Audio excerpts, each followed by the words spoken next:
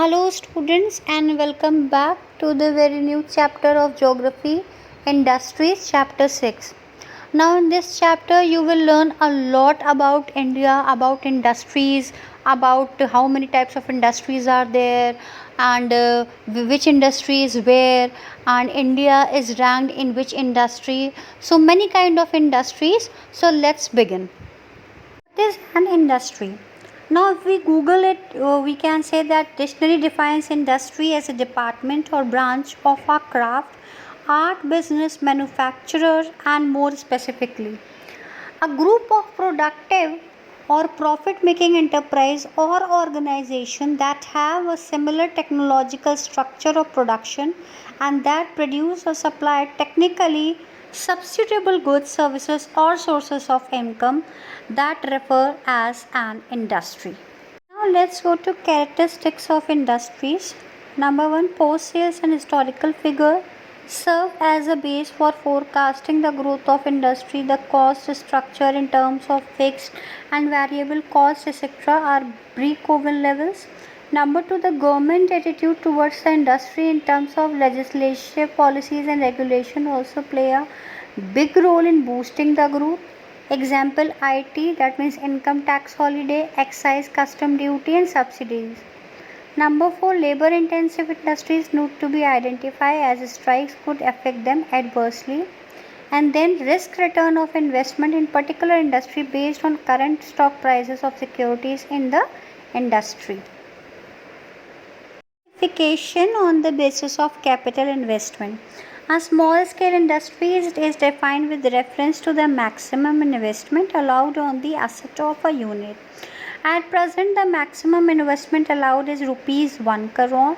If investment is more than 1 crore on an industry, then it is known as a large scale industry. So I told you, according to your capital, the industry's investment can be set up. Two types of industries are there: large scale industries and small scale. Small industries are set up on a low investment with a low capital, and large industries are fixed up as a high rate of capital.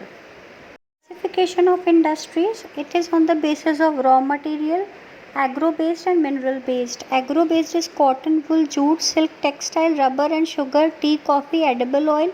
Mineral based is iron and steel, cement, aluminium, machine tools and petrochemicals and many. So the agro based is like the textile, it comes under the textile and many things, and mineral based is like the iron, steel, cement and many things. The next topic is on the basis of ownership. So public sector, private sector, joint sector and cooperative sector. Now public sector is owned and operated by whom? By government. Now there are some examples: bail and sale. And then private sector, it is industries and owned and operated by individuals or group like Reliance, Tata, Bajaj Auto, Dabur Industries and many.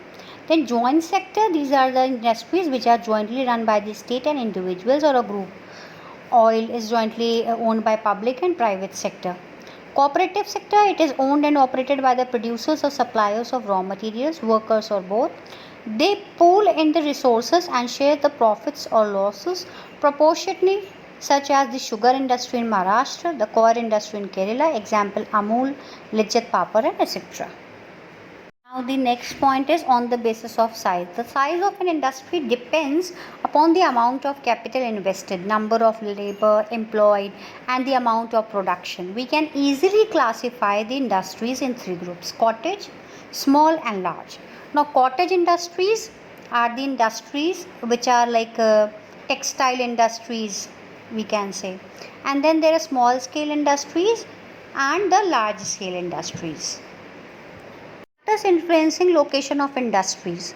Now these are the factors which influence actually the industries. Number one, the raw material. So firstly, if we are planning to set up any industries, we need raw material. Secondly, we need fuel and power, that means electricity.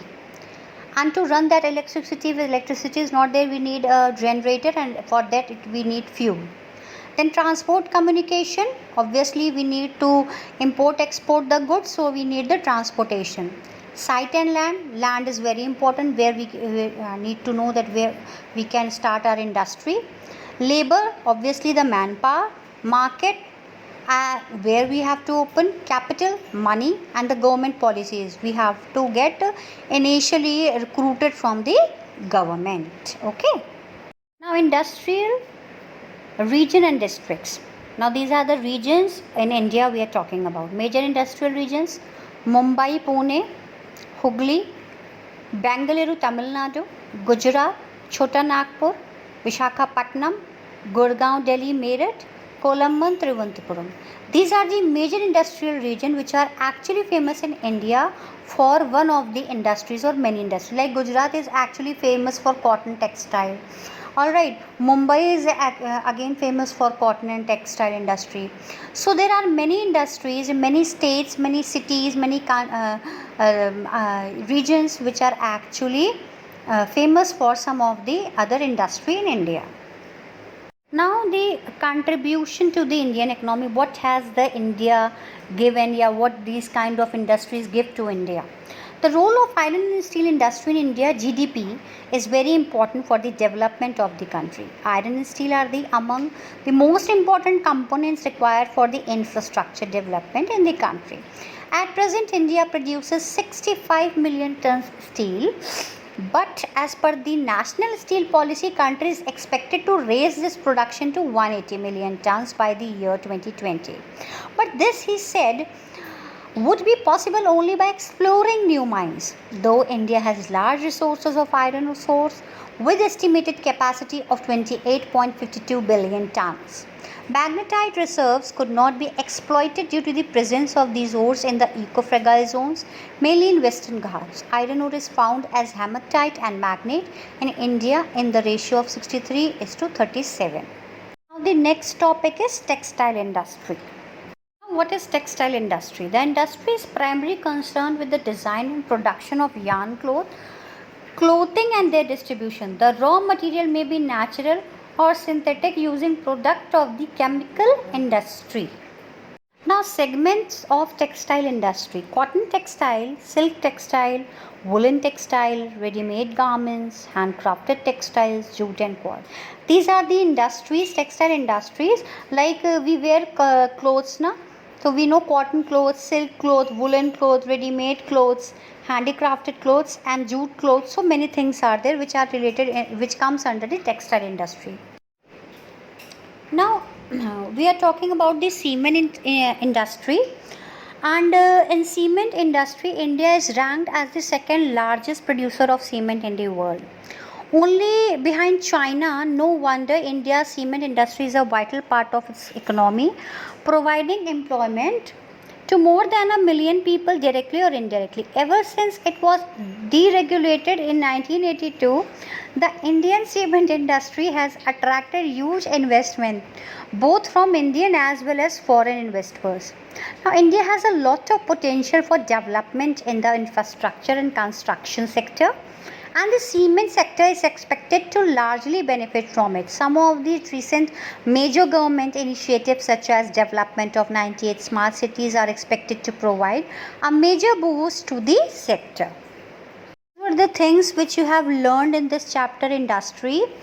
Now I think so the doubts and topics must be clear to you all, that what is industry, how many industries, what is cotton, what is textile, so many. And so here I am winding up your chapter. Thank you so much.